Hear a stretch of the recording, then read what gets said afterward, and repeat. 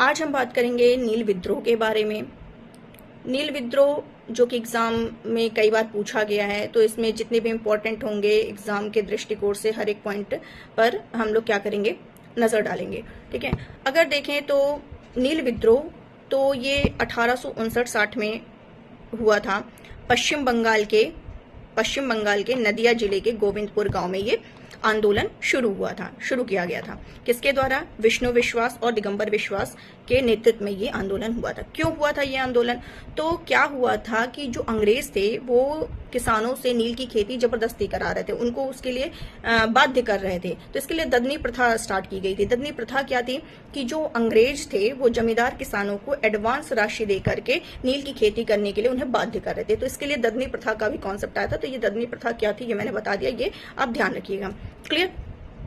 तो इस आंदोलन में क्या हुआ था 1860 में, 31 मार्च 1860 में अंग्रेजों ने किसके नेतृत्व में, ये ध्यान रखिएगा ये लाइन, डब्ल्यू सी सीटोनकर के नेतृत्व में नील आयोग का गठन किया था। ये पॉइंट हो गया आपके एग्जाम के लिए, काफी इंपॉर्टेंट है। दूसरा ये ध्यान रखना है कि जो हिंदू पैट्रियाट के संपादक थे, कौन था? हरिश्चंद्र मुखर्जी, इन्होंने इस आंदोलन का समर्थन किया था। तो ये भी कई बार पूछा जा चुका है, ये भी आपके लिए इंपॉर्टेंट है। और दूसरा, इस नील विद्रोह पर उन्होंने, दीनबंधु ने एक बुक लिखी थी जिसका नाम था क्या कहते हैं, नील दर्पण। तो ये भी ध्यान रखिएगा, ये भी काफी इंपॉर्टेंट है। और ये जो आंदोलन था, ये जो नील विद्रोह था, ये जो भारतीय किसान थे उनका प्रथम सफल आंदोलन माना जाता है, प्रथम सफल विद्रोह माना जाता है। ये भी पॉइंट आपको ध्यान रखना है।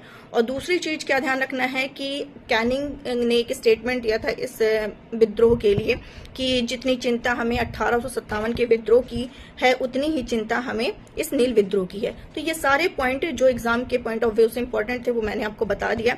इसको 1-2 बार सुन लीजिएगा, बहुत ही अच्छे से आपको याद हो जाएगा। इसके